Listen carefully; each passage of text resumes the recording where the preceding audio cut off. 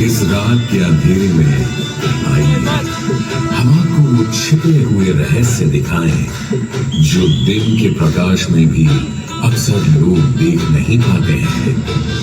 तैयार?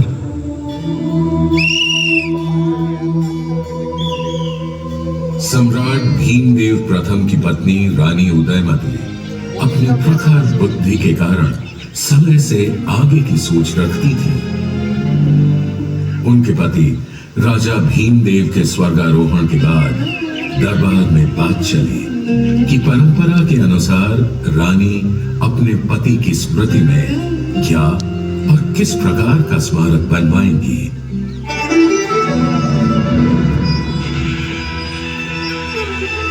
सावधान, सब करे प्रणाम। रानी उदयमती पधार रही है।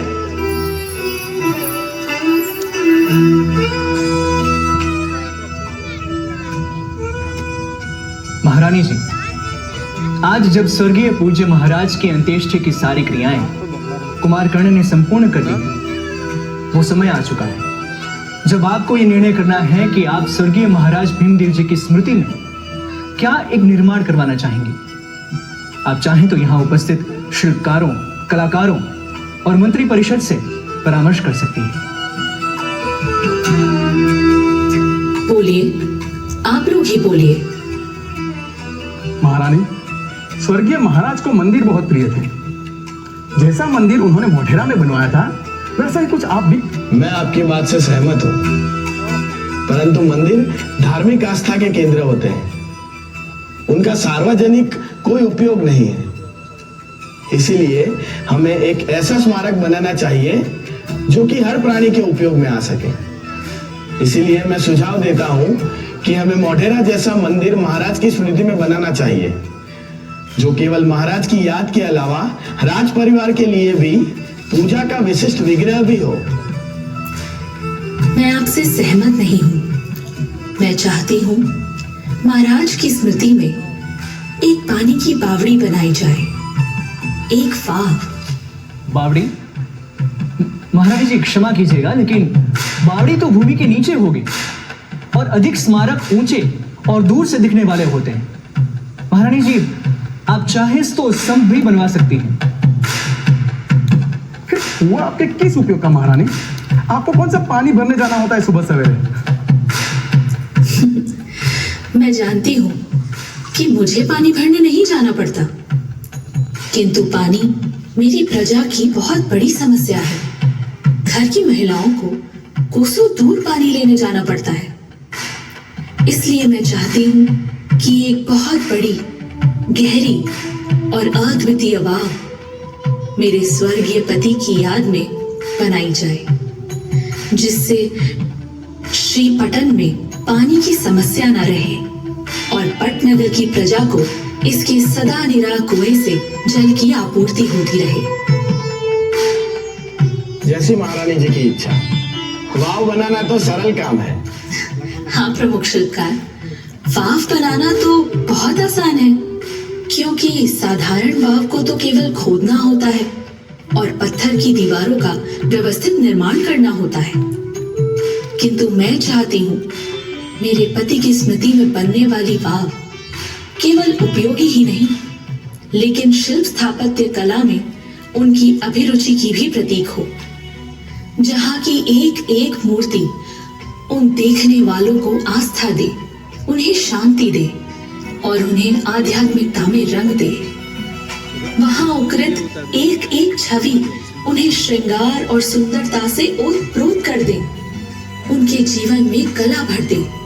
ये वाव केवल पानी की आपूर्ति का स्रोत ही नहीं, अपितु एक जल मंदिर जैसा स्मारक भी हो, जो वरुण, शेषशाही विष्णु एवं अन्य देवी देवताओं की प्रतिमाओं से सुसज्जित हो, जहाँ सीढ़ियां उतरकर लोग अधोगमन नहीं वरन ऊर्ध्वगमन कर सके, जो जितना गहरे जाए वो उतना ऊपर आए। साधु महारानी जी, साधु, उत्तम, श्रेष्ठ, बहुत सुंदर। कहा था ना कि रानी समय से आगे की सोच रखती थी।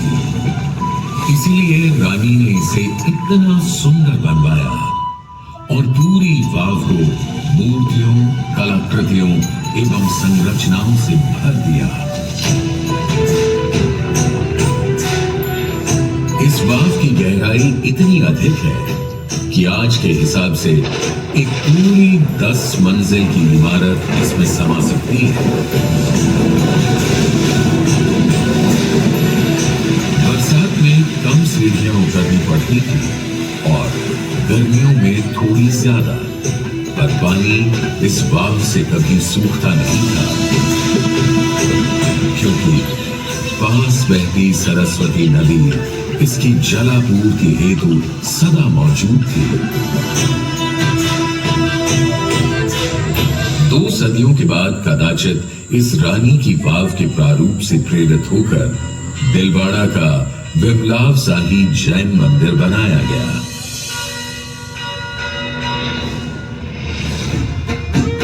पट्टन यानी आज का पाटन तब गुजरात की राजधानी था और उसका एक नाम अनहिलपुर भी था।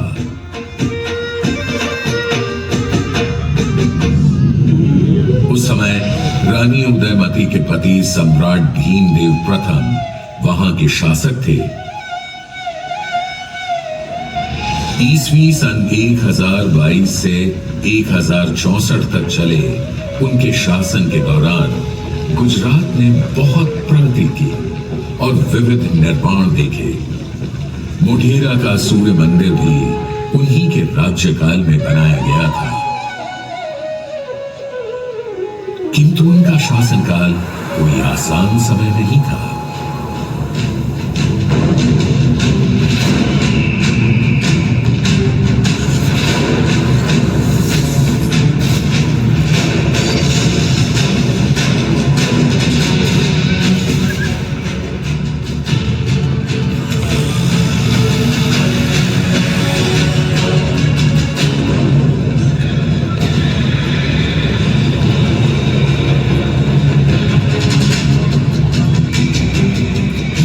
समय था जब गजनी के महमूद ने अफगानिस्तान से भारत आकर प्रभास पाटन में सोमनाथ मंदिर को लूटा था।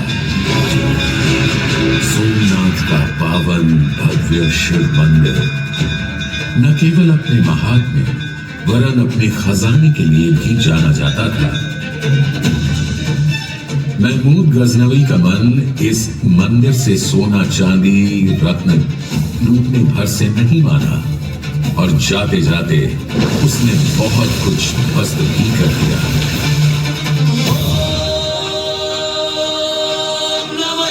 ये तो कुछ वीर भक्तों का साहस था कि जो इस आक्रमण के बीच भी वे ज्योतिर्लिंग को बचाकर ले गए।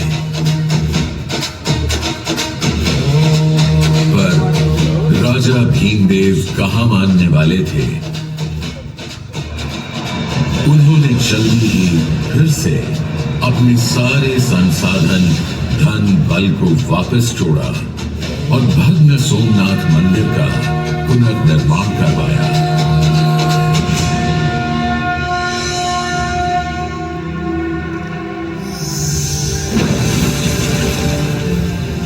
सम्राट के 3 पुत्र थे, मूल राजा, क्षेम राजा और कर्ण। राजा के स्वर्गलोक से धारने पर पटरानी उदयमती और भीमदेव के पुत्र राजकुमार कर्ण ने गद्दी संभाली।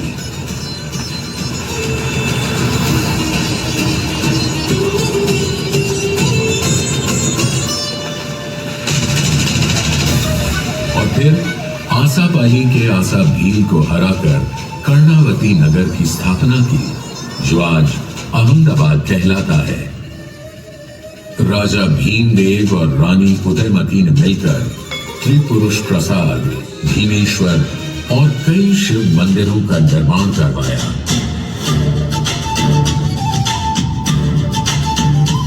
साथ ही जैन धर्म के अनुयायियों के लिए कुंभारिया महावीर, आदिनाथ और पार्श्वनाथ के मंदिर भी बनवाए। साथ ही कर्णावती, या आज के अहमदाबाद में माता भवानी को समर्पित एक वाव भी बनवाई। किंतु रानी उदयमती का नाम अगर इतिहास में अमर है और रहेगा तो वो है इस रानी की वाव के कारण।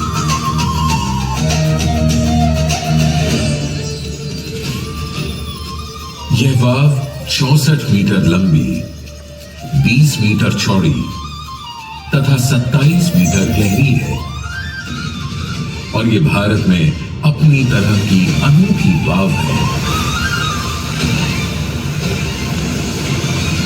रानी उदयमती ने अपनी इस वाव को गहरा बनाने के लिए 7 तल में इसे बनवाया और हर तल में नए प्रकार की कला अभिव्यक्ति के पटल प्रस्तर खंडों पर खुदवाए।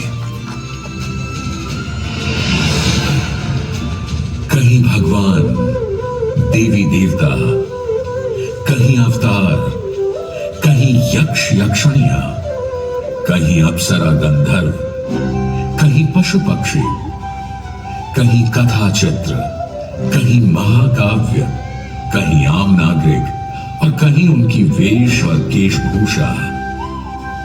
साथ ही कहीं कहीं बड़े ज्यामितीय आकारों का आकल्पन रानी की वाव को अद्भुत सौंदर्य प्रदान करता है। अब इन्हीं को देख लीजिए। जी नहीं, यह पाटन की पटोला साड़ी की डिजाइन नहीं, इसी वाव की दीवारों पर उकेरे गए अलंकरण का एक हिस्सा है। शायद वास्तुशिल्पियों ने पाटन की पटोला साड़ी से प्रभावित होकर उसकी अनुकृति यहां बनाई होगी या इनसे प्रेरणा ली होगी साड़ी के बुनकरों ने। वैसे साड़ियों में पाटन की मसरू भी कम नहीं, जिसमें ताने में रेशम और बाने में सूत ऐसे बुना जाता है कि एक ही साड़ी में रेशम की चमक और सूत की गमक शामिल होती है। और ये कोई दशावतार पटल नहीं, इसी वाव में स्थित मूर्ति पटल है।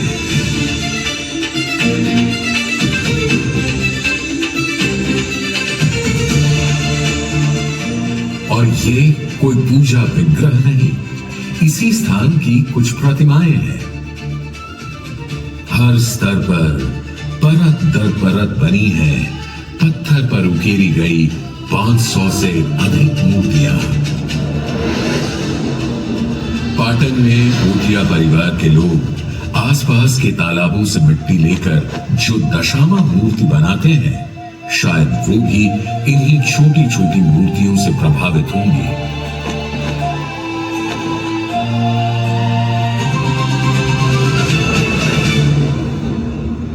इन छोटी छोटी मूर्तियों में भी नजर आते हैं सुंदर और विस्तृत वर्णन। देखिए इन अप्सराओं के केश विन्यास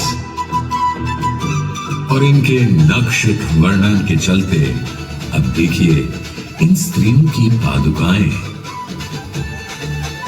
अब जरा कल्पना कीजिए कि ये सारी अप्सराएं गरबा कर रही हों तो साधारण गरबा नहीं, बल्कि पाटन का डोरी गरबा, जिसमें एक स्तंभ में बंधी डोरियों को पकड़कर स्त्री पुरुष गरबा करते हैं, जिसे गाव गुंथर गरबा कहते हैं।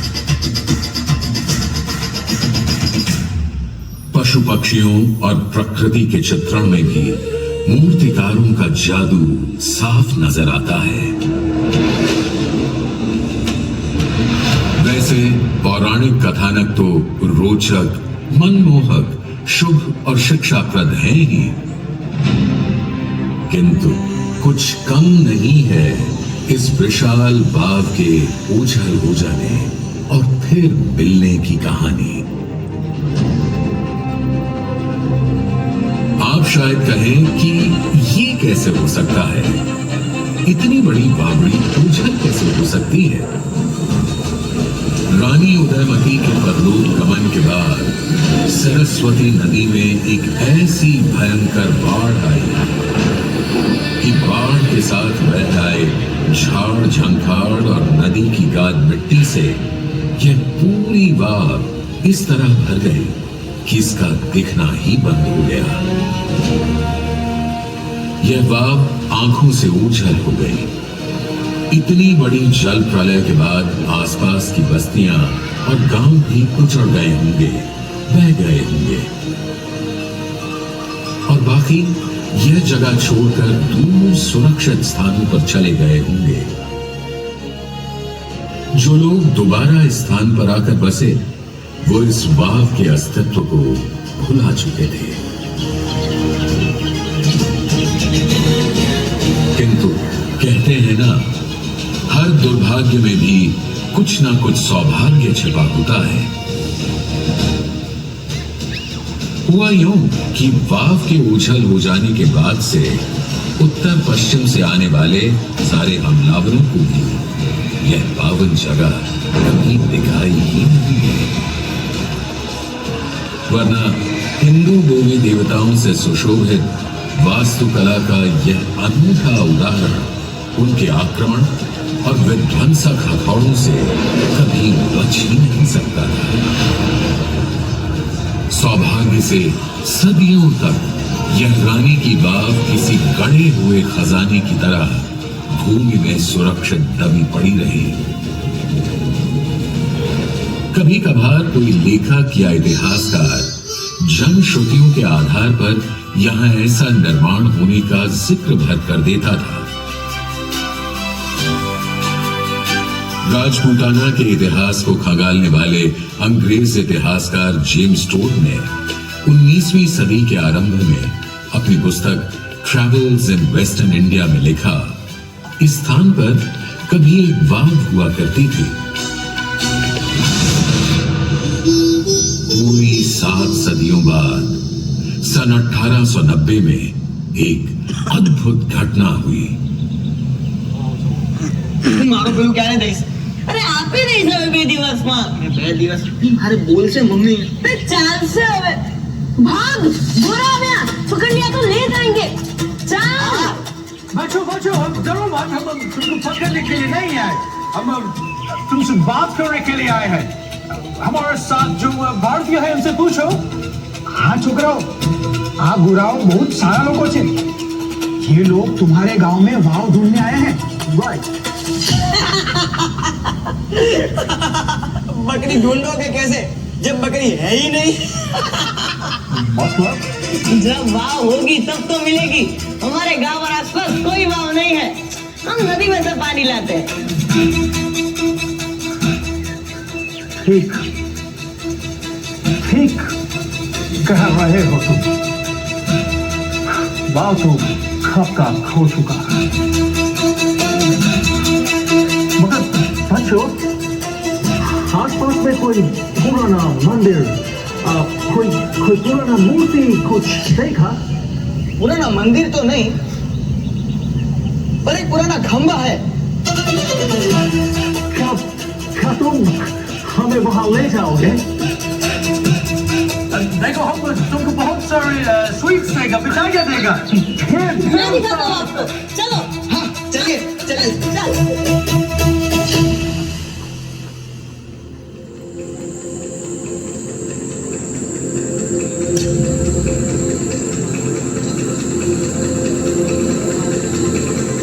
Henry, did you see this? Yes, James. That seems to be a groove to support the rope. There must have been a pond over here. Yes, the James Toad was not wrong. That's right. There used to be a water hole here. And this soft rock clearly indicates us there could be a step well or pond here. That's correct. Gentlemen, आज रात हम लोग tent यहीं पर लगाएंगे और कल से इधर खुदाई शुरू होगी। ओके? Yes sir. इतिहासकार और पुरातत्वविद हेनरी कजिन्स और जेम्स बर्जेस को केवल कुएं के सबसे ऊपर का पानी खींचने का गरारी स्तंभ और कुछ खंभों के हिस्से दिखाई दिए। इन्हें देखकर उन्होंने अनुमान लगाया कि यहां अवश्य एक बड़ा सा गड्ढा है, किंतु उसमें क्या है पता लगाने के लिए बहुत गहरे जाना आवश्यक था और उनके पास इसका समय और साधन नहीं थे। अभी रानी की वाव को पहचाने जाने में 50 साल और लगने थे।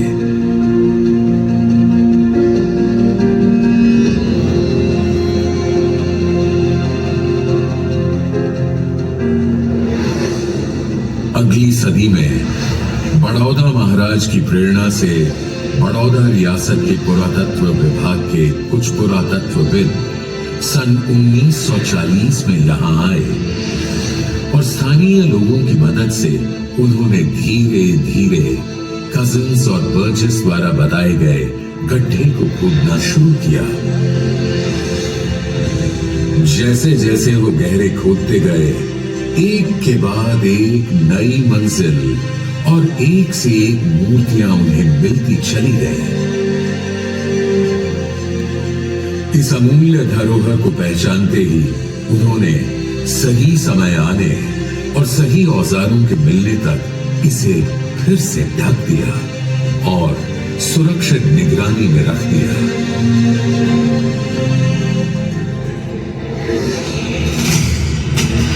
इसके 40 वर्षों बाद इस वाव के भाग्य फिर जागे जब सन 1981 में भारतीय पुरातत्व सर्वेक्षण इस जगह पर विधिवत उत्खनन का काम शुरू किया। जैसे जैसे पुरातत्वविद अपने हाथों, ब्रशों और फावड़ों की तेज धार से मिट्टी हटाते गए, एक नया संसार जमीन से बाहर आने लगा।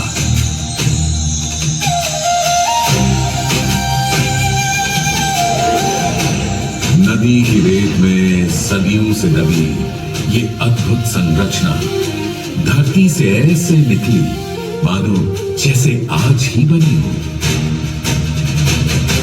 फिर तो जहां आवश्यक था इसका संरक्षण भी एएसआई ने किया।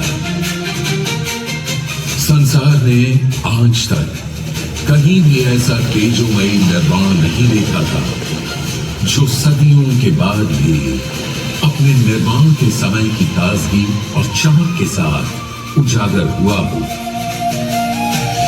उत्खनन में रानी उदयमती की एक प्रतिमा भी प्राप्त हुई जिसे सुंदरता के, शुभता के, वास्तुशिल्प और कला के सभी प्रेमी आज भी शीश नवाते हैं।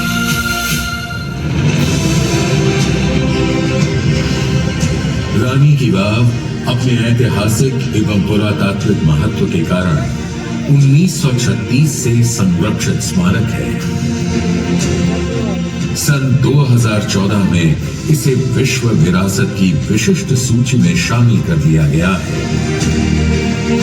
यही नहीं, भारतीय रिजर्व बैंक ने अपने नए नोटों में भी इस अद्भुत संरचना को स्थान दिया है। संसार की कदाचित सबसे सुंदर इस अनोखी वाव को देखकर यूनेस्को ने कहा वाव, और आज यूनेस्को हेरिटेज लिस्ट में शामिल यह वाव भारत ही नहीं सारे संसार की साझी विरासत है। गुजरात अपने आप में ऐसी अनेकों विरासत को संभाले हुए है। रानी